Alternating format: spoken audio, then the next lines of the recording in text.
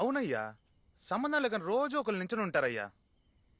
కృష్ణస్వామి అని ఒక కమాండర్ ఉండేవాడు. అతనికి భక్తి ఎక్కువ. రోడ్డు మీద రాయి కనిపిస్తే చెయ్యెత్తి మొక్కేవాడు. అతను నేను మాట్లాడుకుంటూ లోపలికొచ్చేటప్పుడు ఎదురుగా లక్ష్మీ కటాక్షంగా ఒక వేప చెట్టు ఉంటే ఎలా ఉంటుంది అన్నాడు. నేను బాగానే ఉంటుంది అన్నాను. అప్పుడు ఒక చిన్న మొక్క నాటు అన్నారు. నేను నాటాను. నాటిన 2వ రోజుకి ఒక మేక దాన్ని పీకేసింది. కోపంతో ఆయన దాన్ని రక్షించడానికి ఒక గార్డు నియమించారు. 12 ఏళ్ల క్రితం ఆ మొక్కను కాపాడడానికి నియమించిన గార్డే అతను. ఆ మొక్క పెరిగి చెట్టయింది. గార్డును వేసిన కమాండెంట్ పోయి 12 ఏళ్ళయింది. అధికారి ఉత్తర్వని ఆ తర్వాత వచ్చిన వాళ్ళెవరూ ఆ గార్డును అక్కడి నుంచి తీయలేదు. ఆ గార్డుకి తను ఎందుకు నిలబడ్డాడో తెలియదు. ఆ గార్డును వేసిన వాళ్ళకి ఎందుకు వేశారో తెలియదు. ఇక ఎవరు ఏ ప్రశ్న వేయలేరు. వేసిన వాళ్ళకి జవాబు దొరకదు. ఇదే పోలీస్ అయ్యా, జాగ్రత్త అయ్యా.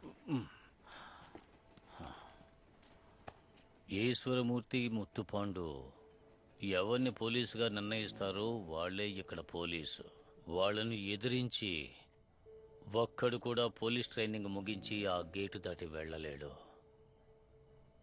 ఎంతమంది ఈ మేడ మించి కిందకు దూకేశారో తెలుసా?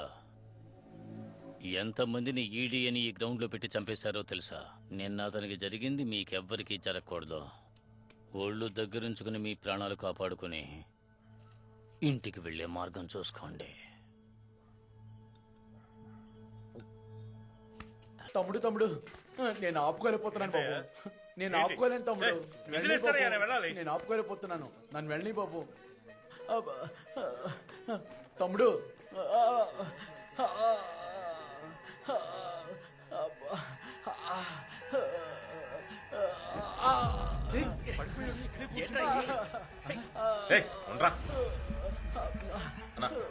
లేనా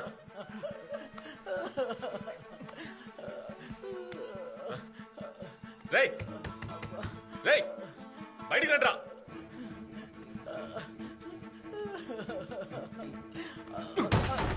అన్నా వెళ్ళనా వెళ్ళు. రే బావా ఏం చేస్తున్నావు? లేనిపోని సమస్య వస్తుందా? ఏంట్రా సమస్య? ఇలా తాళం వేసి పోమంటే డ్రాయర్లోనే పోవాలరా? మనమైనా మనిషి మా కుట్లువా? తప్పుకోరా.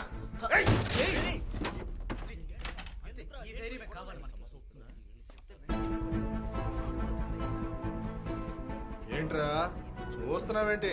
మూసుకొని వెళ్ళు. ఏం చేస్తావురా నువ్వు?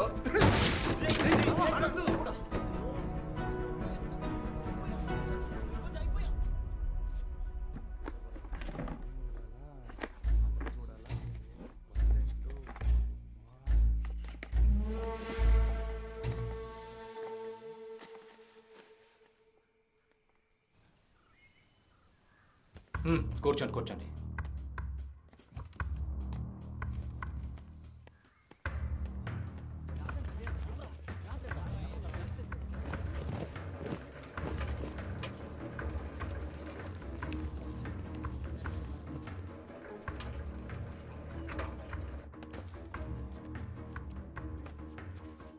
ఏంటయ్యా, ఇది మీ పని కదా? ఏంటమ్మా? ఆ ముగ్గురిని మీరే కదా రెచ్చగొట్టారు? ఎవరిని? ఆనంద్, కాదర్ భాష, మణిశంకర్ ముగ్గురు కలిసి లాక్ చేసిన బాత్రూమ్ తలుపుని పగలగొట్టారు.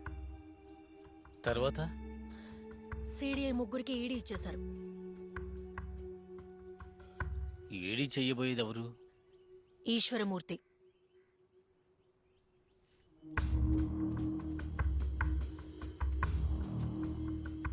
పాపం తనంతటి తానే ఇరుక్కున్నాడు. ఏంటే పాపం అంటున్నావు? టాయిలెట్ పగలగొట్టారు.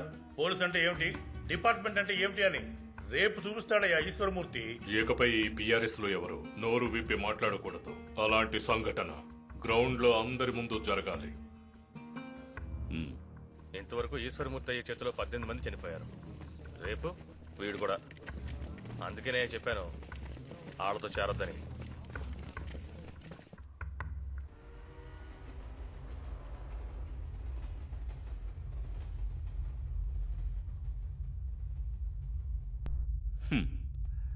టాయిలెట్ తలుపు దగ్గర నీ వీరత్వం చూపిస్తావు, నా దగ్గర చూపించు నీ వీరత్వం. నేను చూస్తా. 1 గంట సేపు ఈడీ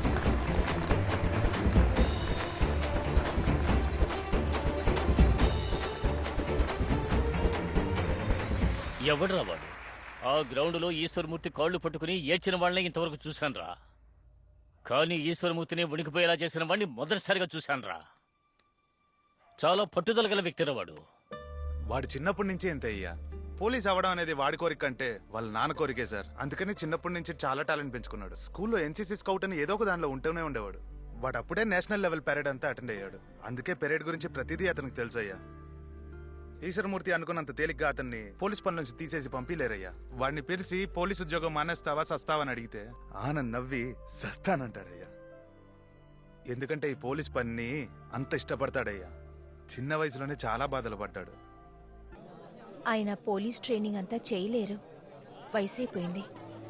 ఆయన మా కోసం ఇక్కడ చాలా కష్టాలు పడుతున్నారు. ఇక్కడ ఆయనకి చాలా సమస్యలు ఉన్నట్టు అనిపిస్తోంది. మీరు తనతో మాట్లాడి నాతో ఇంటికి పంపించేయండి. ఆయన మా తోడుగా ఉంటే చాలు. నేను పనిచేసి ఆయన్ని కాపాడతాను.